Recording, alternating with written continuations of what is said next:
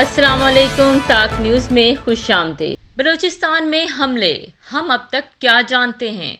हुक्काम के मुताबिक बलूचिस्तान में मुतअद्दिद हमलों में 30 से ज़ायद अफराद हलाक हो चुके हैं।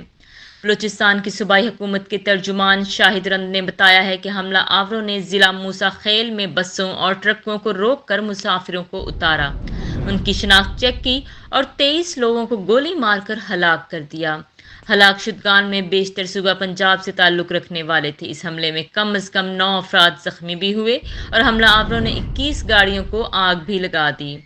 हुकूमती एहलकार जावेद बलोच ने बताया है कि अस्करियत पसंदों ने ज़िला बोलान के करीब एक रेलवे पुल को धमाके से तबाह कर दिया है।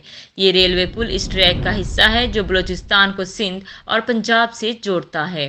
उनके मुताबिक इस मकाम के करीब से 6 लाशें भी मिली हैं। डेरा बुगटी के इलाके में एक गैस पाइपलाइन को नुकसान पहुंचाया गया। रेडियो पाकिस्तान के मुताबिक सिक्योरिटी फोर्सेस और कानून नाफिज करने वाले इदारों ने इन हमलों का मौसर जवाब दिया है, जिसमें 12 अस्करियत पसंद मारे गए हैं। इन हमलों का जिम्मेदारी अलहदगी पसंद कल अदम ग्रुप बलोच लिबरेशन आर्मी ने कबूल कर ली है। मज़ीद खबरों और अपडेट्स के लिए सब्सक्राइब करें हमारा चैनल और देखते रहिए ताक न्यूज़।